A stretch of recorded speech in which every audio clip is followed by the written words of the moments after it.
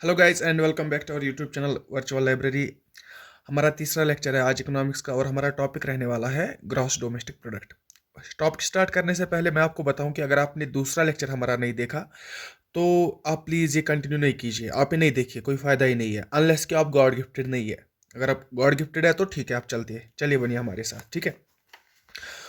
तो मैं अगर आपको पिछले वाले लेक्चर में अगर मैं आपको बताऊं हमने क्या पढ़ा था, हमने पढ़ा था कि हम जीडीपी, जीएनपी, एनडीपी और एनएनपी ये होता क्या है, मतलब इनकी हमने लिटरल मीनिंग पढ़ी थी। अभी हमने ये डिटेल में डिस्कस कोई भी नहीं इनमें से किया। आज हम करने वाले हैं जीडीपी, कल जीएनपी, फिर एनडीपी, एनएनपी, ठीक है।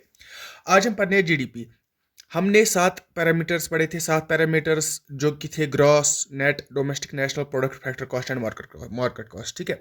इनसे हमने डिराइव किए थे हमारे 8 एग्रीगेट्स, ठीक है ना। उन 8 एग्रीगेट्स को हमने फिर यूजुअली तो हमें 4 निकलते हैं, लेकिन चारों को हम फिर मार्केट प्राइस और फैक्टर प्राइस से जब लिखते हैं तो जैसे कि जीडीपी ये एक है, GDP at factor price, GDP at market price, तो ये 2 बने। इसी तरह NDP at factor price, NDP at market price, price है कॉस्ट एक ही बात है, ठीक है। इस तरह दो दो दो दो करके हमें 8 बनते हैं। ये वो 8 इधर पे लिखे हुए हैं। ये कैसे बने, इनका मतलब क्या होता है, ये सारा कुछ पिछली वीडियो में डिस्कस किया हुआ है। आज की वीडियो अबिट लेंथी हो जाएगी क्योंकि बहुत बहुत ही टेक्निकल टर्म्स इसमें डिस्कस करने वाला हूं मैं। बहुत ज़्यादा आपके साथ ये शेयर करने वाला हूं कि क्या चीज़ें कहां से कहां पहुंच जाती है, वो सब समझते हैं। आज तो हम स्टार्ट करते हैं अपना लेक्चर जो कि है जीडीपी। जीडीपी का मतलब है ग्रॉस डोमेस्टिक प्रोडक्ट। मैंने आपको बताया जीडीपी, ग्रॉस क्या मतलब क्या है, डी का मतलब क्या है, पी का मतलब क्या है, ये सारी चीज़ें हमने पढ़ी है, तभी मैं बोल रहा हूँ पिछला वीडियो आप देखिए। फिर भी मैं आपको बताता हूँ, पहले मैं डेफिनेशन से स्टार्ट करता हूँ। The value of final goods and services produced in the domestic boundaries of a country in a financial year. इसमें थे कुछ टर्म्स आ गई, जैसे वैल्यू ऑफ फाइनल गुड्स क्या है, सर्विसेज प्रोड्यूस्ड ये क्या है, डोमेस्टिक बाउंड्रीज ये क्या है, एंड फाइनेंशियल ईयर ये क्या है। ये सारी टर्म्स अगर आपको पीडीएफ पढ़नी है, इधर पे लिखा है मैंने तो, लेकिन मैं ये वीडियो बना रहा हूँ आपको एक्सप्लेन करने के लिए। एक्सप्लेनेशन के लिए मैं पहले जाऊँगा, मैं स्टार्ट करूंगा, ठीक है। देखो जीडीपी हम बनाते कैसे है, जीडीपी होता क्या है। पहले आप एक बात सुनिए कि ये जो हमारा वीडियो ना, मैं थोड़ा जूम इन करके बनाता हूं ताकि आपको चीज़ें अच्छी तरह से दिखे, क्लियर हो मैं क्या लिख रहा हूं, मैं क्या बता रहा हूं। अगर आपको ये पढ़ना है आपको, तो मैं फिर भी पीडीएफ प्रोवाइड कर ही लूंगा। बेटर रहेगा कि आप एक पेन हाथ में रखिए, साथ साथ देखिए क्या मैं बोल रहा हूँ, वो लिखिए, पॉइंट्स नोट डाउन कीजिए, वो बेटर फॉर्म में रहेगा। लेकिन अगर आप वो नहीं चाहते, अगर आप अब तकलीफ नहीं करना चाहते, तो प्लीज़ आप वेट कीजिए, टेलीग्राम पे मैं पीडीएफ प्रोवाइड कर दूंगा, फिर उधर से पढ़िए, ठीक है। तो फिलहाल के लिए आप ये समझिए कि जीडीपी होता क्या है, जीडीपी कैसे बनता है। देखो मैंने बताया कि हम पहले ही बात करते हैं द वैल्यू। वैल्यू मतलब क्या है, कीमत of final goods. Final goods क्या है ये हम आगे डिस्कस करेंगे। गुड्स एंड सर्विसेज की बात हो रही है, वैल्यू है गुड्स एंड सर्विसेज का जो हमें बनाता है जीडीपी, ठीक है ना। अब ये वैल्यू पहले हम देखते हैं कैसे बनता है, ठीक है। देखो मैंने गुड्स एंड सर्विसेज की बात की, दोनों की मैं एक एक एग्जांपल लूंगा। गुड्स एंड सर्विसेज की मैंने बात की है ना, ठीक। गुड्स एंड सर्विसेज की मैं एक एग्जांपल लूंगा, जैसे गुड्स में मैं लूंगा एक मैंगो, सर्विसेज में कोई भी बैंकिंग सर्विस लूंगा मैं, ट्रांसपोर्ट सर्विस लूंगा मैं, ठीक है ना। अब मैं क्या करता हूं, गुड्स को अगर मैं एक्सप्लेन करूंगा, मैंगो ए है, मैंगो को मैं डालता हूं एक मैन्युफैक्चरिंग यूनिट में, एक एक इंडस्ट्री में डालता हूं, जो कि मुझे निकाल के देता है मैंगो जूस, ठीक है, ठीक है ना। अब क्या होता है, अगर मैं सर्विस की एग्जांपल दूं, जैसे मैं क्या बात करूं, ट्रांसपोर्ट चार्जेस है किसी चीज़ की, वो एक सर्विस, ट्रांसपोर्ट हमें सर्विस एक प्रोवाइड करता है, तो हमने उसके लिए पे करते हैं, ठीक है। हम कितना पे करते हैं, लाइक मैंने 50 रुपीज़ पे की ट्रांसपोर्ट सर्विस के लिए। मैंगो जूस एग्जांपल लो, मैंने 50 रुपीज़ पे की मैंगो जूस के लिए। ये इसका मॉनेटरी वैल्यू है, ये इसका मॉनेटरी वैल्यू है, मतलब पैसों के हिसाब से इतना इसका कितना वैल्यू बनता है। इस गुड का वैल्यू बनता है 50 रुपीज़, इसका वैल्यू बनता है 50 रुपीज़ इस सर्विस का। अब अगर हम इन दोनों को मिलाएं तो ये टोटल बनता है 100 रुपीज़। अगर हमारे कंट्री में एक ईयर में, एक फाइनेंशियल ईयर में यही 2 गुड्स एंड सर्विसेज हुई है, एग्जाम्पल के तौर पे ले रहा हूं ताकि आपको चीज़ें अच्छी तरह से समझ आए, तो मेरा जीडीपी बनेगा 100 रुपीज़, है कि नहीं। जीडीपी मेरा बन गया 100 रुपीज़। अब क्या मसला आता है, जब हम यहाँ पे देखते हैं ना जीडीपी में, जब हम देखते हैं इसमें से क्या क्या इंक्लूड होता है, इसमें से पहले ही gross domestic product. Gross minus final value जो भी होगा, डोमेस्टिक मीनस मतलब डोमेस्टिक, तो मैंने आपको बताया अगर 2 कंट्रीज है, India and Australia, USA, sorry Australia भी चलेगा लेकिन यूएसए बेटर रहेगा क्योंकि हर बार हम यूएसए की एग्जांपल देते हैं। इंडिया एक कंट्री है, यूएसए दूसरी कंट्री है। अब डोमेस्टिक बाउंड्रीज इसकी ये है और इसकी डोमेस्टिक बाउंड्रीज अपनी है। अब जो भी गुड्स एंड सर्विसेज इसकी डोमेस्टिक बाउंड्री में प्रोड्यूस होंगे और जो भी गुड्स एंड सर्विसेज इसकी डोमेस्टिक बाउंड्री में प्रोड्यूस होंगे, वही हम उनका ही वैल्यू, उनका ही मॉनेटरी वैल्यू हम जीडीपी में इंक्लूड करते हैं। सर वो क्या मतलब होता है? सर वो मतलब ये होता है कि अगर यहाँ पे मैं काम कर रहा हूँ, साथ में यहाँ पे डोमिनोज वाले पिज़्ज़ा बना रहे हैं, केएफसी वाले इंटरनेशनल ब्रांड्स हैं, ये यहाँ पे काम कर रहे हैं। अब ये भी यहाँ पे कुछ मॉनेटरी वैल्यू, कुछ अमाउंट अर्न कर रहे हैं ना। लाइक ये अर्न कर रहे हैं 5, ये अर्न कर रहे हैं 5, मैं अर्न कर रहा हूँ 5, मतलब 15 बना मेरा जीडीपी। लेकिन आप ये समझिए कि अगर बाहर कोई बंदा है, अगर बाहर कोई बंदा है इंडिया का, वो इंडिया में तो पैसे सेंड कर रहा है ना, लेकिन वो इसमें काउंट नहीं होता है। आप याद रखिए, ये बात बहुत जरूरी है। बाहर का पैसा इधर सेंड अगर होगा, इधर अगर आएगा, वो इंक्लूड नहीं करते हम जीडीपी में। क्यों? क्योंकि हम पहले ही बात करते हैं domestic, gross domestic product. Domestic का मतलब ही है ना कि जो डोमेस्टिक बाउंड्रीज में प्रोड्यूस हो, ये इंडिया है। इंडिया में जो भी गुड्स प्रोड्यूस हो रही है, जो भी सर्विसेज प्रोड्यूस हो रही है इन ए फाइनेंशियल ईयर, उसको हम बोलते हैं जीडीपी। मतलब कि अगर कोई नेशनल बाहर बैठा है, बाहर काम कर रहा है, उसका पैसा इधर पे इंक्लूड नहीं होगा। और अगर जो इधर कोई फॉरेनर है, वो इधर पैसा कमा रहा है, वो इंक्लूड होगा। क्यों इंक्लूड होगा सर? क्योंकि डोमेस्टिक बाउंड्री में काम कर रहा है, डोमेस्टिक बाउंड्री में कमा रहा है, तो वो इंक्लूड होता है। ठीक है, आप ये समझ गए होंगे। दूसरी बात मैं आप बोलता हूं, ये तो हुआ पहला कि क्या ऐड होता है। तो हमने देखा कि क्या ऐड होता है डोमेस्टिक बाउंड्री के अंदर जो भी अर्निंग होती है, जो भी इनकम आती है, वो ऐड होती है। एक पॉइंट क्लियर। दूसरा पॉइंट पे हम आते हैं। दूसरा पॉइंट हमारा ये है कि दूसरा पॉइंट में मैं वही एग्जांपल फिर से दूंगा। अब मैंगो जूस प्रोड्यूस हो गया, मैंगो जूस की बात करें ना, मैंगो जूस एक फैक्ट्री में, एक इंडस्ट्री में, वट जहां भी प्रोड्यूस होता है, प्रोड्यूस हो गया। ठीक है, डोमेस्टिक बाउंड्री में तो प्रोड्यूस हो गया। उसके बाद क्या होता है? उसके बाद लाइक 100 बोटल्स प्रोड्यूस हो गई, मान के चलो 100 बोटल्स प्रोड्यूस हो गई। 100 बोटल्स में मैं क्या करता हूँ? 80 बोटल्स में सेल करता हूँ, 80 में सेल करता हूँ। उसके बाद मैं काम करता हूँ 12 बोटल्स में रखता हूँ गोडाउन में, जो कि सेल नहीं होते। एक फाइनेंशियल ईयर की बात कर रहा हूँ, मैं फिर से बता रहा हूँ, 12 मुझे सेल नहीं होती है। अब उस उधर कितने बचे? 8 मैं अब बेचता हूँ घर, ठीक है, होम यूज के लिए, अपने घर में पीने के लिए। अब इधर पे क्या इंक्लूड होगा? इधर पे सर इंक्लूड होगा खाली ये वाली जो मैंने सेल की, जिसके मुझे पैसे मिले, जिसकी मुझे ट्रांजैक्शन मिली, ये वाला इंक्लूड होगा जीडीपी में। और जो गोडाउन में पड़े हैं ना, वो इंक्लूड नहीं होंगे। और जो हमने घर भेजे, वो भी इंक्लूड नहीं होंगे। तो हमारे बोलने का मतलब ये है कि जो भी वो चीज ऐड होती है, वो गुड्स एंड सर्विसेज ऐड होती है। एक तो जो प्रोड्यूस होती है, प्रोड्यूस होने का मतलब मैं अगले पॉइंट में समझाऊंगा। दूसरा ये कि जो मैं सेल करता हूं, जिसके अगेंस्ट मुझे कोई ट्रांजैक्शन मिलती है, मैंने 80 बोतल सेल की, मुझे ट्रांजैक्शन मिली, ये ऐड होगा। मैंने 12 गोडाउन में है, इसकी कौन सी ट्रांजैक्शन मिलती है भाई? मुझे नहीं मिलती है ट्रांजैक्शन, नहीं मतलब नहीं होगा जीडीपी में ऐड। इसी तरह 8 बोतल अगर मैं घर बेचता हूं, हाँ घर में मुझे कौन पैसे देगा, तो मतलब ये भी ऐड नहीं होगा। खाली वही ऐड होते हैं। एक पॉइंट तो ये था। दूसरा पॉइंट हमारा है, खाली वही ऐड होते हैं जीडीपी में जिसके खिलाफ कोई ट्रांजैक्शन हुई, जिसके खिलाफ अपने पैसे पकड़े in a financial year. Again financial year आप साथ रखिए, फाइनेंशियल ईयर आप साथ रखिए। ठीक है, 2 पॉइंट्स क्लियर हो गए। तीसरा पॉइंट क्या ऐड होता है, देखो मैं समझाता हूं। और तीसरा पॉइंट समझाने से पहले मैं आपको बताऊं, इधर पे मैं एक कैलकुलेशन करूंगा आपके लिए, मैं कैलकुलेशन करूंगा आपकी बेटर अंडरस्टैंडिंग के लिए।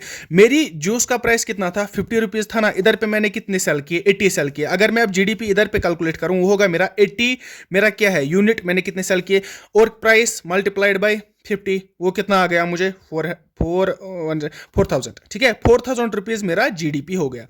अब आगे, अब तीसरे वाले पॉइंट पे आते हैं। तीसरा वाला पॉइंट हमारा है कि इंटरमीडिएट गुड्स एड्स नहीं होते। इंटरमीडिएट गुड्स ऐड नहीं होते हैं जीडीपी कैलकुलेशन में। हम इंटरमीडिएट गुड्स को ऐड नहीं करते। सर इंटरमीडिएट गुड्स होते क्या है? सर इंटरमीडिएट गुड्स क्यों नहीं फिर ऐड होते हैं, इसका मैं एक्सप्लेनेशन दूंगा। ठीक है, देखो मान के चलो मेरे पास एक आयरन इंडस्ट्री है, टाटा आयरन है, वट जो भी कोई इंडस्ट्री है, ये आयरन बनाती है, इन्होंने मैन्युफैक्चर किया, ये मैन्युफैक्चरिंग यूनिट है, इन्होंने आयरन बनाया। अब आयरन जो सामने बना, ये मैं बेचता हूँ। एक तो मैं बेचता हूँ लाइक टूल कंपनी को, ठीक है, ये टूल्स बनाते हैं, लाइक एक्सेस बनाते हैं ये, या और कोई टूल्स बनाते हैं इसी आयरन से। और मैं दूसरा देता हूँ ऑटोमोबाइल कंपनी को, जो कि साइकिल्स बनाते हैं, बाइक्स बनाते हैं वगैरह। मतलब 2 जगह मैंने भेजा। एक तो ये आयरन मैंने इधर भेजा, दूसरा मैंने ये आयरन इधर भेजा। अब क्या होता है, देखो अब मसला इस तरह होता है। मसला ये है कि इस आयरन का वैल्यू आप रखो, ये मुझे 1000 रुपीज पर केजी बेच रहा हूं, मतलब इसकी रेट क्या आई? 1000 रुपीज पर केजी। उसके बाद जब मैं टूल कंपनी को बेचता हूं, टूल कंपनी ये फिर से अपना प्रॉफिट रखेगी, फिर जब ये टूल्स बनाएगी उसके बाद ये कितना वैल्यू रखती है, एक एक्सिस का कितना वैल्यू रखेंगी, वो होगा एक तो 1000 रुपीज, इसका मैं बात कर रहा हूं 1000 रुपीज प्लस इसके फैक्टर कॉस्ट्स अगर आपको नहीं पता पिछली वाली वीडियो देखिए, फिर भी मैं बता रहा हूं, ये अपना प्रॉफिट, ये टूल कंपनी है ना, इसको एक्सेस बनानी है, आप समझिए बात को। मैन्युफैक्चर हो गया आयरन, आयरन की रेट है 1000 रुपीज पर केजी। अब 1000 रुपीज पर केजी एक टूल कंपनी लेती है। अब जब ये बेस प्राइस 1000 रुपीज है, अभी बेस प्राइस को क्या ऐड करेगा, अरे भाई ये तो अपना प्रॉफिट एटलीस्ट ऐड करेगा ना, ये तो अपने वेजेस जो एम्प्लॉयज को देगा वो ऐड करेगा ना, सैलरीज ऐड करेगा ना। तो ये सारी चीजें ऐड करने के बाद ये टूल कंपनी ये एक्सेस बेचती है 1500 रुपए में, 500 रुपीज ऐड करती है। सर किस बात का ऐड करती है, सर अपना प्रॉफिट लेबर को देने के लिए, कैपिटल या कोई जो भी एक्सपेंसेस इनके आते हैं, ठीक है, वो इसमें काउंट होते हैं, हो गए 1500 रुपए। अब यहां पे मैं इसकी बात नहीं करूंगा, मैंने सारा ये जो 1000 kg था, एक ही केजी प्रोड्यूस हो गया था, वो सारा कुछ इसी को दे दिया। अब अगर मैं जीडीपी कैलकुलेट करने बैठूं, मैं जीडीपी में क्या कैलकुलेट करता हूं कि सर इसने 1500 इसने कुछ एक्सेस बनाए, अमाउंट ऑफ एक्सेस बनाए 1500 रुपीज के, 1500 रुपीज के एक्सेस बने ना। तो अगर मैं जीडीपी में बताऊं कि 1500 रुपीज है, ये ठीक है, लेकिन अगर मैं बताऊंगा कि जीडीपी सर आएगा, एक तो इधर 1000 था इसका, फिर इसका 1500 था, सर ये कितना बना, ये बना 2500। सर ये कैसे 2500 नहीं बनेगा, क्योंकि ये ऐड नहीं होगा, क्योंकि ये जो 1000 रुपीज है आप देख सकते हैं ये इधर ऑलरेडी एडेड है। अब अगर मैं इसी को फिर से ऐड करूं, अब इसका 500 एक्स्ट्रा कॉस्ट, मतलब 1500 जो ये है, ये एक तो ये 1000 है और इसके अपने 500 एक्सपेंसेस है जो कि इधर पे मैंने बताया, वो हो गया 1500। अब 1500 में से अगर मैं फिर से ये 1000 जोड़ूं, सर क्योंकि ये यहां पे मैंने पहले 1000 का लाया था, अरे भैया वो तो पहले ही ऐड होता है ना। मान के चलो आप एक बिस्किट का पैकेट लेते हो, आप एक बिस्किट का जब पैकेट लेते हो उसमें से सारे टैक्सेस पहले इंक्लूड होते हैं। आप बोलोगे सर कि मैं टैक्स कहाँ देता हूँ, मैं तो देता ही नहीं हूँ। सर वहां पे जो 10 रुपीज का बिस्किट आता है उसको नीचे लिखा है इंक्लूसिव ऑफ ऑल टैक्सेस, इसमें टैक्सेस ऐड किए हुए हैं, मतलब जो भी उनका प्रॉफिट है, जो भी सारा कुछ है, वो इस कंपनी ने पहले ही रखा है, तब जाके वो बिस्किट 10 रुपीज का बना है। वरना उनको जो बिस्किट लाने के लिए जो आटा बिस्किट बनाने के लिए उनको जो आटा लगता है, वो आटा उनको 5 रुपए का आता है। अब मैं अगर बिस्किट का जीडीपी निकालूं, मैं तो नहीं बोलूंगा ना कि सर एक तो 10 रुपीज जिसका मैंने लाया, और दूसरा ऐड करो 5 रुपीज आटे का, वो तो नहीं है ना इसमें, क्योंकि वो ऑलरेडी एडेड है। तो अगर मैं इंटरमीडिएट गुड्स को ऐड करूंगा, मेरी जीडीपी की डबलिंग हो जाएगी। डबलिंग हो जाएगी कि नहीं हो जाएगी, यहां पे ये 1000, यहां पे दूसरा 1000, इसके तो 2000 बने, लेकिन ये 1000 पहले ही ऐड है, इसका मतलब मुझे इंटरमीडिएट गुड्स ऐड नहीं करने हैं। आपको आ गया ना समझ इंटरमीडिएट गुड्स क्या है, इंटरमीडिएट गुड्स ऐड क्यों नहीं करने हैं, ठीक है ना। इतना, हाँ सर इतना सारा समझ आ गया, हम अगर समझ आ गया तो हम आगे चलते हैं। तो हम बताते हैं, यहां पे देखो, अब मैंने ये इतने, अब चौथा पॉइंट मैं बता रहा हूं। चौथा पॉइंट मैं इस तरह बताऊंगा कि आपके पास फोन है, ठीक है, आपने ये फोन को सेल किया किसी भी एक लड़की को, वो एक पर्सन है, मैं पर्सन ही लिखता हूँ, ठीक है। आपने ये फोन सेल किया, आपने फोन लाया था 10K में, आपने भेजा 6K में, 4K आपने डेप्रिसिएशन घाटा दिया, ठीक है ना। अब आपने ये भेजा, सर ये क्या जीडीपी में ऐड होगा, ये 6000 मैंने ट्रांजैक्शन की, ऊपर हमने बात की जब ट्रांजैक्शन होगी वो ऐड होगी जीडीपी में, इधर पे भी तो ट्रांजैक्शन होगी, ये जीडीपी में ऐड होगा कि नहीं होगा, सर नहीं होगा। सर क्यों नहीं होगा ऐड, सर क्योंकि जब ये फोन बना था 10,000 रुपीज, तब ही इसके उसके फाइनेंशियल ईयर में ऐड हो गए थे। सपोज टू बी ये फोन 2020 में बना था, 2020 में फोन जब ये इसने भेजा था, इसने पहले वाले बंदे ने जब फोन लिया था 10,000 में, ये 10,000 तो तब फाइनेंशियल ईयर 2020 में इंक्लूड हो गया था। अब आप 2 साल बाद 4 साल बाद 2023 में भेज रहे हो, इसका मतलब तो ये नहीं है ना कि तुम दूसरी बार भेजोगे, इसका मतलब ये नहीं है ना कि अब आप 6,000 में भेजोगे, फिर तो 16,000 बना इसका कॉस्ट, वो तो नहीं है ना। मतलब गर्ज इस बात से है कि प्रोड्यूस जो होता है ना एक फाइनेंशियल ईयर में वो गुड्स जो प्रोड्यूस होते हैं उनकी वैल्यू ऐड होती है। इसीलिए मैं इधर पे बता रहा हूं द वैल्यू, इधर पे मुझे लिखना चाहिए था final, the final value of final goods and services produced की बात कर रहा हूं ना मैं, मतलब जो उस ईयर में बने गए हैं इन द डोमेस्टिक बाउंड्रीज, उसके डोमेस्टिक बाउंड्रीज में of a country in a financial, उसको हम जीडीपी बोलते हैं, ठीक है ना। इधर पे अगर मैं आप एक बार अगर पढ़ूं कि ये होता क्या है, कि मैंने लिखा क्या है, मैं एक बार पढ़ना चाहूंगा। देखो फाइनेंशियल ईयर स्टार्ट होता है 1 अप्रैल टू 31 मार्च, मैंने आपको कल वाली वीडियो में बताया। डोमेस्टिक बाउंड्री क्या है, the territory administrated by government, वो टेरिटरी जहां पे गवर्नमेंट की एडमिनिस्ट्रेशन होगी within persons goods and capital freely circulate कर रहे होंगे। मतलब कि अगर ये इंडिया है, इंडिया की ये डोमेस्टिक बाउंड्री है। अगर मैं कश्मीर में हूं, मैं कन्याकुमारी भी जा सकता हूं, मुझे कोई प्रॉब्लम नहीं है। मतलब ये मेरी टेरिटरी है, इधर से मेरी टेरिटरी है, इसी टेरिटरी को हम बोलते हैं डोमेस्टिक बाउंड्री। या अगर मैं बताऊं, इधर पे रुपया चलता है, रुपीज चलता है ना, रुपीज अगर चलता है तो वो रुपीज किधर किधर से सर्कुलेट होता है। कश्मीर में भी वही रुपया है, अगर आप इधर कन्याकुमारी में बोलोगे वहां भी वही रुपया है, अरुणाचल प्रदेश में बोलोगे वहां भी वही रुपया है। मतलब the territory administrated by government with in which persons goods and capital circulate freely. कोई भी मसला नहीं होगा उस टेरिटरी को, जहां जहां से ये मूव करेंगे उसको हम बोलते हैं डोमेस्टिक बाउंड्री। और आसान बनाने के लिए मैं इंडिया का मैप अगर देखूं, वही इंडिया की बाउंड्री है, वही इंडिया की डोमेस्टिक बाउंड्री है। उसके बाद फाइनल गुड्स क्या है? फाइनल गुड्स मैंने आपको बताया। इंटरमीडिएट गुड्स क्या है? फाइनल गुड्स क्या है? फाइनल गुड्स वो गुड्स है जो आप फर्दर, जिससे आप पैसे नहीं कमा सकते, जो डायरेक्ट कंज्यूमर के यूज के लिए होता है। लाइक अगर मैं एक बिस्किट बनाता हूं, बिस्किट के लिए मुझे पहले आटा चाहिए, आटा फिर मैं मैन्युफैक्चरिंग यूनिट में डालता हूं, उसके बाद मैं बिस्किट लाता हूं। फाइनल प्रोडक्ट हमारा बना आटा, बिना बिस्किट, और इंटरमीडिएट प्रोडक्ट क्या था? आटा। तो क्या है कि इसमें फाइनल गुड्स ऐड होते हैं तो इंटरमीडिएट गुड्स ऐड नहीं होते, जो कि मैंने आपको एग्जांपल में समझाया। इंटरमीडिएट गुड्स है। प्रोडक्ट क्या है? प्रोडक्ट खाली सर गुड्स एंड सर्विसेज जितने भी आते हैं उनको सम अप करते हैं, उसी को तो प्रोडक्ट बोलते हैं ना। ये यहाँ पे डेफिनेशन भी लिखा है, ठीक है। अब इधर पे कुछ क्वेश्चंस लिखे हैं मैंने, जो कि एमसीक्यू पॉइंट ऑफ व्यू से बहुत इंपॉर्टेंट है, ठीक है। इसके बाद हम रियल और नॉमिनल जीडीपी पढ़ेंगे, जो कि एक बहुत अच्छा टॉपिक है, वो हम अच्छे से इसके बाद डिस्कस करेंगे। पहले हम ये कुछ क्वेश्चंस पढ़ेंगे। क्वेश्चन है, हु कैलकुलेट्स जीडीपी? भाई जीडीपी कैलकुलेट कौन करता है? अगर ये सब सारी चीजें कैलकुलेट होती है, हमारा बजट, हमारा आपको पता है ना कि हमारा बजट इंट्रोड्यूस होता है पार्लियामेंट में, फिर दोनों लोकसभा राज्यसभा में पास होता है, तो वो बनाता कौन है पहले, उसके बाद तो प्रोड्यूस होगा ना। बनाता कौन है? बनाता है हमारा सेंट्रल स्टैटिस्टिकल ऑफिस, ठीक है, ये बनाता है। लेकिन ये एक विंग है किसकी? नेशनल स्टैटिस्टिकल ऑर्गेनाइजेशन की एक ऑर्गेनाइजेशन है, इसमें बहुत सारी विंग्स है।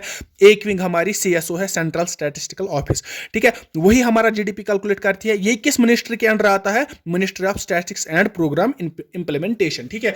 अगर आपको, अब मैं इतना क्यों लिख रहा हूं, ये तीनों चीजें आपको याद रखनी है, क्योंकि ये पूछा गया है। सेंट्रल स्टैटिस्टिकल ऑफिसर का काम क्या है? वो क्या करते हैं? सर वो जीडीपी कैलकुलेट करते हैं, लेकिन ये नहीं पूछा गया है, मे भी पूछ सकते हैं। दूसरा पॉइंट हमारा है डेटा क्या? हमारा जीडीपी है कितना? सर अगर आप जीडीपी इतना बात कर रहे हो तो जीडीपी है कितना? हमारी इनकम है कितनी? सर वो है हाईएस्ट। अगर जीडीपी में अगर इंडिया की बात करूंगा, 3176.30 बिलियन यूएस डॉलर्स की हमारी जीडीपी है, वो 2021, और वो 2021 में सबसे ज्यादा हुई थी। मतलब कि हमारे, अगर आप अभी तक जितने भी फाइनेंशियल ईयर हुए हैं हमारे आफ्टर इंडिपेंडेंस, तो हम बोलेंगे कि 2021 में हमें हाईएस्ट ग्रोथ रेट देखने को मिली। ग्रोथ क्या है, डेवलपमेंट क्या है, ये अलग टॉपिक है। फिलहाल मैं भी इधर बता रहा हूं कि ग्रोथ कितनी सबसे ज्यादा कब जीडीपी आया हमें, वो 2021 में आया। उसके बाद लोएस्ट जीडीपी कब था सर? 37.03, ये 1960 में था, बिलियन डॉलर्स की बात हो रही है, तो ये कब था? 1960 में, ये आपको याद रखना है। उसके बाद एवरेज जीडीपी अगर मैं देखूंगा, ये जरूरी नहीं है, लेकिन फिर भी एक कंसेप्ट के लिए 699.08 US dollars, billion US dollars, ठीक है ना।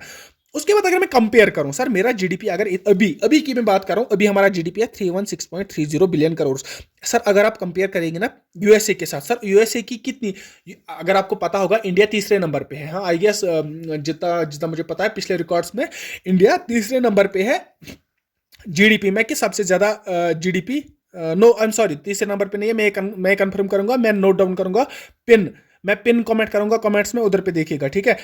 अभी अगर आप कंपेयर करेंगे ना GDP of India and USA की जीडीपी, अगर आप कंपेयर आपस में करेंगे, वहां पे आप देखेंगे कि इंडिया की जीडीपी, मैंने बताया कि अभी 317.630 बिलियन यूएस डॉलर्स है, तो वो हाईएस्ट है। लेकिन अगर आप उसी फाइनेंशियल ईयर 2021 की बात करेंगे, यूएसए की 23,315, मतलब 23,000, हमारी 3,000, इनकी 23,000, मतलब यूएसए की जीडीपी हमारे से 8 टाइम्स बेटर है। अगर हम इस वैल्यू को मल्टीप्लाइड बाय 8 करेंगे, इस वैल्यू को हम अगर मल्टीप्लाइड बाय 8 करेंगे, तब जाके हमें यूएसए की हमारी जीडीपी निकलेगी, हम उनकी इनकम निकलेगी, उनकी नेशनल इनकम निकलेगी। तो आप समझ सकते हैं कि हम किधर है और वो किधर है, और हमें क्या करने चाहिए, हमें कौन से रिफॉर्म्स लाने चाहिए, ये हम आगे पढ़ेंगे। अगर आप देखोगे, अगर हम इंडिपेंडेंस के बाद की बात करेंगे ना, चाइना और इंडिया की जीडीपी चाइना से बेटर हुआ करती थी, ठीक है। चाइना अभी सेकंड नंबर पे है, और इंडिया की जीडीपी चाइना से बेटर हुआ करती थी। उसके बाद क्या हुआ, ऐसा चाइना ने क्या किया कि उनकी जीडीपी इतनी प्रोग्रेसिव, इतनी फास्टली अपवर्ड हो गई कि उनने इतना अपलिफ्टमेंट दिखाया कि वो दूसरे नंबर पे आ गई। सर ऐसा क्या हुआ? सर वो हम ग्रोथ एंड डेवलपमेंट में पढ़ेंगे, ठीक है ना। अभी के लिए हम तीसरा पॉइंट पढ़ेंगे, अब ये पॉइंट्स पढ़ने से पहले मुझे आपको concept as usual concepts clear करने पड़ेंगे, उसके बाद इन क्वेश्चंस का आंसर आप देंगे। और एसएसबी इसके बाहर नहीं जाएगा, जितना कि एसएसबी की पहुंच है वो इससे बाहर जा ही नहीं सकती। तो मैं आपको ये पॉइंट्स अच्छे से क्लियर करूंगा, ठीक है ना। अब हम फिफ्थ पॉइंट पढ़ने वाले हैं जीडीपी में, ठीक है। ये पॉइंट्स बहुत इंपॉर्टेंट है। अब फिफ्थ पॉइंट क्या है, देखो आपको मैं बताऊं, आपको मैंने बताया था कल फैक्टर्स ऑफ प्रोडक्शन जो है ना, फैक्टर्स ऑफ प्रोडक्शन जिससे कि फैक्टर कॉस्ट बनता है, वो क्या है? वो है एंटरप्रेन्योरशिप, दूसरा है लैंड, तीसरा है लेबर, चौथा हमारा आता है कैपिटल, है ना। ये हमारे कौन से फैक्टर्स ऑफ प्रोडक्शन? क्या मतलब है सर? सर यही फैक्टर्स ऑफ प्रोडक्शन हमारा बनाता है फैक्ट्री कॉस्ट। मतलब कि अगर मैं कोई एक चीज़ लेता हूँ, सपोज टू बी करो, मैं एक फ़ोन की मैं बात करता हूँ। फ़ोन जब हम मतलब बनाते हैं ना, जब इसकी मैन्युफैक्चरिंग होती है, इसकी प्राइस कैसे डिटरमाइन होती है? इसकी फ़ोन की प्राइस कितनी होगी ये कौन डिटरमाइन करता है? ये सर फैक्ट्री कॉस्ट डिफाइन करती है। कैसे डिफाइन करती है सर? फैक्ट्री कॉस्ट में जो आता है ना, उसमें से हमारा आता है एंटरप्रेन्योरशिप। मतलब कि जिसकी फैक्ट्री होगी, यूजुअली तो वही एंटरप्रेन्योर भी होता है, लेकिन कुछ ऐसे फैक्ट्रीज है, बड़ी बड़ी फैक्ट्रीज है, जिनमें से कि एंटरप्रेन्योर अलग से होते हैं और उनको पे करना पड़ता है। और अगर आप खुद भी एक एंटरप्रेन्योर है, फिर तो आपको खुद के लिए भी खर्चा रखना पड़ता है। मैंने एक फ़ोन लिया, फ़ोन का जब फैक्टर्स ऑफ प्रोडक्शन की अगर मैं बात करूँ, एंटरप्रेन्योर ने लिया 30,000, 30 के एग्जाम्पल मैं बोल रहा हूँ। लैंड जिस पे हमारी फैक्ट्री है उस पे हमें रेंट देना पड़ता है, रेंट देना तो पड़ता है ना, रेंट रखो आप 5,000, ठीक है। उसके बाद लेबर जो इसमें काम करते हैं, चाहे मजदूर हो चाहे वो एम्प्लॉय हो, उनको मैं कलेक्टिवली 20,000 पे करता हूँ, ठीक है। उसके बाद मैं कैपिटल, जो मुझे कैपिटल लगता है ज़रूरत, अगर मुझे ट्रांसपोर्ट करना है, वो कैपिटल कहाँ से लाऊंगा? उस कैपिटल के लिए तो मुझे पैसे, उस ट्रांसपोर्ट के लिए तो मुझे पैसे चाहिए ना। या अगर मुझे रॉ मटेरियल बाई करना है, पहले फ़ोन अगर बाई बनाना है मुझे उसके लिए रॉ मटेरियल बाई करना है, उसके लिए मुझे कैपिटल चाहिए। कैपिटल का मतलब मनी मुझे चाहिए, और वो मनी मुझे लगता है अराउंड 40,000, ठीक है। अब अगर मैं टोटल कैलकुलेट करूंगा, ये कितना बनता है? 95,000 बन गया इसका क्या? Factor cost. लेकिन उसके बाद आपको मैंने कल वाली वीडियो में समझाया, फिर ये जाता है मार्केट कॉस्ट इसका बनता है अगर आप इसको 15,000 टैक्स चढ़ाते हो। इसके बाद फैक्टर प्राइस से जब हम मार्केट प्राइस जाएंगे, प्लस हमें करना है tax, indirect taxes, net indirect tax हमें चढ़ा इधर पे 15,000। मतलब मेरी जो फोन है उसकी मार्केट वैल्यू कितनी बन गई सर, आप बताएं। आप इसकी बन गई 1,10,000, 1,10,000, ठीक है ना। इतनी बन गई मेरी। शायद मैं एप्पल का फोन बना रहा था, आई गेस सो, हाँ आईफोन ही बना रहा था मैं। तो ये मैं आपको जनरल कंसेप्ट देता हूं, ठीक है। उसके बाद अब हम समझने की कोशिश करेंगे रियल जीडीपी क्या है, नॉमिनल जीडीपी क्या है। उससे पहले एक बार फिर से मैं आपको एक क्लैरिफिकेशन देना चाहता हूं। वो क्या है? इस तरह समझिए कि मैं एक रियलमी का फ़ोन बना हूँ, इधर पे मैं एप्पल का फ़ोन बना रहा था। इसको छोड़ो, इसको रहने दो, ये बाहर है थोड़ा सा ज़्यादा, इतना बजट ही नहीं है। अब मैं एक रियलमी का फ़ोन बनाता हूँ, उसमें से मेरा फैक्ट्री कॉस्ट आता है अराउंड 30,000, और मेरा टैक्स चढ़ता है 10,000। उसके बाद मेरा मार्केट कॉस्ट बनता है 40,000। समझ गए, ठीक है ना। देखो पिछले वाली वीडियो अगर नहीं देखी, ये नहीं समझेगा, ठीक है, ये नहीं समझ आएगा। आप क्या है, भगवान भी हो, कोई नहीं समझेगा, ठीक है ना। 40,000 बन गया मेरा कौन सा? Market cost. अब मैंने बताया कि ये 30,000 बना कहाँ से? ये इधर जो फैक्टर्स ऑफ प्रोडक्शन है, इनको जब मैंने प्रोवाइड की, अपनी पे वे, लैंड वैंड रेंट दी, मैंने कैपिटल को पैसे दिए, तो उसके बाद मुझे कितना आ गया? फैक्ट्री कॉस्ट बन गया मेरा 30,000। उसके बाद टैक्सेस मैंने ऐड किए, ठीक है ना, टैक्सेस 10,000। उसके बाद मेरा मार्केट प्राइस 40,000। अब अगर मैं बात करूं, देखो अब मैं लेता हूं फाइनेंशियल ईयर, मैं बात करता हूं 2020, 2021, 2022, 2023, ये फाइनेंशियल ईयर्स की मैं बात करता हूँ। मैं इन फाइनेंशियल ईयर्स में, आप ये चीज़ पहले याद रखिएगा, मैं एक ही फ़ोन बना हूँ। हाँ, हमारे कंट्री में एक ही फ़ोन बन रहा है, ठीक है ना, एक ही फ़ोन बन रहा है।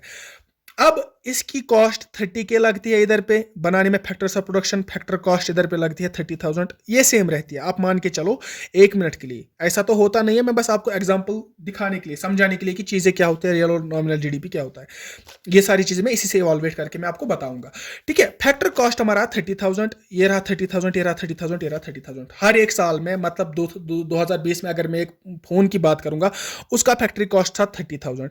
उसके बाद वही फ़ोन की 2021 में 30,000। इसी तरह 2023, मैंने 33 लिखा है, हमें 2033 में भी वो फैक्ट्री में प्रोड्यूस होता है टू 30,000। अब क्या होता है? अब सर मसला होता है जब भी मार्केट प्राइस में पहुंचता है ना, इधर इसकी वैल्यू रहती है 35,000। सर क्यों? क्योंकि टैक्स मैंने ऐड किए।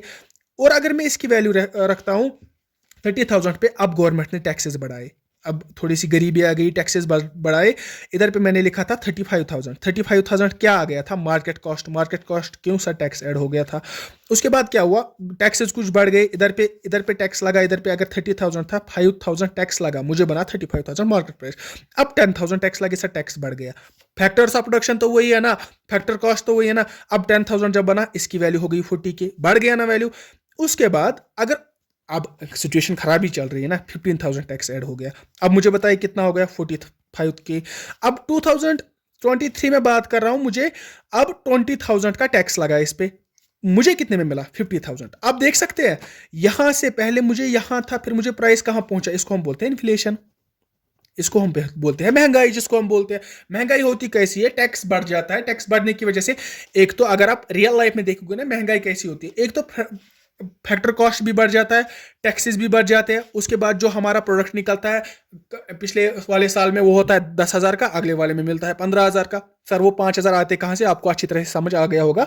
और उसी इंक्रीज इन प्राइस को हम बोलते हैं इन्फ्लेशन, ठीक है। अब मैं आपको एक बात बताऊंगा, ठीक है ना। अब अगर एग्रीगेट्स की बात करेंगे ना हम, मैंने बताया था जीडीपी कैलकुलेट होता है, कहां कहां पे कैलकुलेट होता है सर? फैक्ट्री कॉस्ट और जीडीपी कैलकुलेट होता है मार्केट कॉस्ट पे, यही बताया था ना मैंने। सर अगर मैं इधर पे इस वाले सिनेरियो में मैं जीडीपी कैलकुलेट करूंगा फैक्टर कॉस्ट पे, सर वो कितना आएगा मेरा? मैं जीडीपी फॉर द ईयर 2023 की बात करूंगा मैं, एग्जांपल, वो आएगा मेरा 30K सीधे, क्योंकि इतना ही कॉस्ट लगा मुझे। उसके बाद मार्केट प्राइस पे मैं अगर उसी 2023 में फाइनेंशियल ईयर ले रहा हूं, इसी 2023 में अगर मैं बात करूंगा, इसके मार्केट प्राइस की वो कितनी थी? 50,000। सर आप ये देख रहे हैं, ये इन्फ्लेशन देख रहे हैं आप? हाँ, आपको समझ आ रही है कि इन्फ्लेशन क्या है। अब अगर मैं इस पे कैलकुलेट करूंगा जीडीपी, तो मुझे है ना 50K, मतलब इसमें कितनी डिफरेंस है? 30K और 50K में 20K की डिफरेंस है। जीडीपी ये भी है, जीडीपी ये भी है, GDP at factor cost, GDP at market cost. समझ आ रहा है ना आपको? अब अगर मैं इंडिया की बात करूंगा ना, इंडिया किस पे कैलकुलेट करता है जीडीपी? जीडीपी कैसे कैलकुलेट होता है इंडिया में? सर फैक्ट्री कॉस्ट पे होता है कि मार्केट कॉस्ट पे होता है?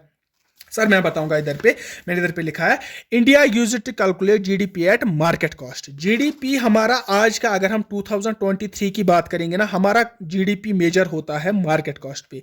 सर अच्छा, एक अगर मैं आपको बताऊंगा ना, इससे पहले कि मैं ये बताऊं, उससे पहले मैं और एक पॉइंट ऐड करना चाहता हूं। अगर मैं इधर पे देखूं, अगर मैं बताऊं आपको सर कि अगर मुझे देखना होगा कि इंडिकेशन क्या है कि प्रोडक्शन किस में ज्यादा हो गई। सर प्रोडक्शन ज्यादा हुई हमारी कि नहीं?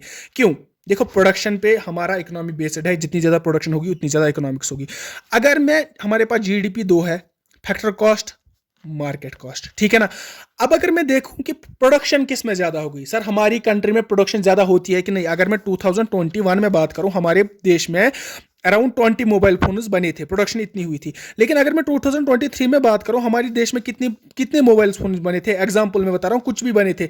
अब मुझे अगर डिफरेंस देखनी होगी ना कि कितनी प्रोडक्शन होगी, कितनी ग्रोथ हो रही है प्रोडक्शन में, वो किससे मैं निकालूंगा? वो मुझे जीडीपी फैक्टर कॉस्ट दिखाएगा कि जीडीपी मार्केट कॉस्ट दिखाएगा? आप मुझे सोच के बताइए, एक मिनट सोच लिया आप लोगों ने? अगर नहीं समझ आया मैं बताता हूं। देखो, मैं बताता हूं कि जीडीपी जो फैक्टर कॉस्ट पे होता है ना, जीडीपी जो फैक्टर कॉस्ट पे होता है ना, वो हमें बताता है कि प्रोडक्शन ज्यादा हो गई कि कम हो गई। सर कैसे बताता है प्रोडक्शन ज्यादा हो गई कम हो गई?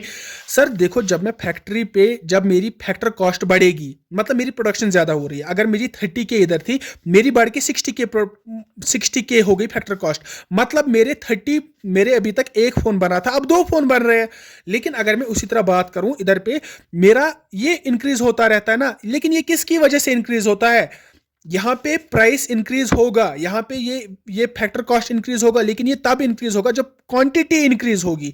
क्वांटिटी इंक्रीज होगी तो ये 60,000 बनेगा, इस पे तो और कोई टैक्स वैक्स नहीं लगता ना। लेकिन अगर मैं उधर पे फैक्टर कॉस्ट की बात करूं, इधर पे टैक्स लगता है, इधर पे इन्फ्लेटेड जीडीपी हमें मिलता है। आप याद रखिए, GDP at market price is always inflated, इसमें हमेशा इन्फ्लेशन रहती है। तो आप हमें कैसे बता सकते हैं कि प्रोडक्शन इंक्रीज हो गई कि नहीं? प्रोडक्शन आप सीधे हम फैक्टर कॉस्ट से बता सकते हैं। तो प्रोडक्शन का आपने समझ लिया, फैक्टर कॉस्ट से हम बता सकते हैं, मार्केट कॉस्ट से हम तभी नहीं बता सकते क्योंकि वो इन्फ्लेटेड जीडीपी रहता है हमारा। तो अब अभी हम क्या डिस्कस कर रहे थे? अभी हम डिस्कस कर रहे थे, पहले मैं ये देखता हूं which is the better indicator to know if the production of goods and services increasing और डिक्रीजिंग इन एन इकोनॉमी। एक इकोनॉमी में अगर हम देखेंगे गुड्स एंड सर्विसेज की प्रोडक्शन इंक्रीज हो रही है कि डिक्रीज हो रही है, सर हमें किससे कैलकुलेट करना है? क्या कौन हमें बताएगा? सर हमें एक जीडीपी एट फैक्टर कॉस्ट बताएगा। क्यों? Because GDP at market price includes the inflation values as well, क्योंकि उसमें इन्फ्लेशन भी है ना। हमें कैसे पता चलेगा ये प्रोडक्शन की वजह से इंक्रीज हो गया कि ये इन्फ्लेशन की वजह से इंक्रीज हो गया? अब अगर जीडीपी एट फैक्टर कॉस्ट की बात करेंगे, इधर पे हमें कोई इन्फ्लेशन नहीं है, मतलब हमें सीधा समझ आएगा कि हमें प्रोडक्शन इंक्रीज हो गई है, तभी हमारी प्राइस भी इंक्रीज हो रही है, ठीक है ना। उसके बाद डिस्कस मैंने किया है इसी में, ये अगर ये ना जो पीडीएफ पढ़ रहे ना, ये पॉइंट इनके लिए रखा है मैंने इधर पे, कि तीसरे लेक्चर में मैंने अच्छे से डिस्कस किया है, जो कि अगर ये सीधे पढ़ेंगे मतलब क्या समझ आएगा भाई? मुझे नहीं लगता, अगर गॉड गिफ्टेड भी होगा ना, अफलातून भी होगा, फिर भी नहीं समझ आएगा। उसके बाद हम पढ़ेंगे, is India calculating the national income by GDP at FC और जीडीपी बाय एमसी? जीडीपी, अब आप मुझे बताइए, आप एक अच्छा इंडिकेटर कौन है? हमें जीडीपी एट एफसी कैलकुलेट करना चाहिए कि हमें जीडीपी एट एमसी कैलकुलेट करना चाहिए? मतलब जीडीपी एट फैक्टर कॉस्ट हमें ये ना कैलकुलेट करना चाहिए। हमें जब बजट हम प्रोड्यूस करते हैं, हम अब जब अपनी इकोनॉमी बोलते हैं, हम अपनी इकोनॉमी किस बेस पे बोलते हैं? जीडीपी एट फैक्टर कॉस्ट और GDP at market cost? Sir हम बताते हैं GDP at market cost. Sir आपको पता है ये इन्फ्लेटेड प्राइस है। सर आप क्यों करते हैं ऐसा? सर हम इसलिए ऐसा करते हैं क्योंकि 2015 तक, अगर हम 2015 तक की बात करेंगे ना, इंडिया अपना जीडीपी कैलकुलेट करता था at 1 minute GDP in India 2015 India calculate GDP at market. पहले इंडिया करता था फैक्टर कॉस्ट पे जीडीपी कैलकुलेट, ठीक है ना। ये एक बेटर मेथड है, ये एक बेटर मेथड है। इसे इकोनॉमी अच्छी तरीके से पता चलती है, क्योंकि प्रोडक्शन के बारे में हमें इसी तरह पता चलता है। लेकिन हमें क्या मजबूरी पड़ी? हम जीडीपी एट मार्केट कॉस्ट क्यों चेंज किया? 2015 में हमने चेंज किया। सर चेंज क्यों किया? सर चेंज इसलिए किया क्योंकि जो भी कंट्रीज अराउंड द वर्ल्ड है, जितनी कंट्रीज है, सारी कंट्रीज हमारी मार्केट प्राइस पे ही जीडीपी निकालती है। उसकी वजह से क्या होता है, उनकी जीडीपी इतनी रेज होती है, हमारी जीडीपी इतनी ही होती है, क्योंकि ये फैक्टर कॉस्ट पे होती है, ये मार्केट कॉस्ट पे होती है। इसमें इन्फ्लेशन ऐड होती है, इसमें इन्फ्लेशन ऐड नहीं होती है।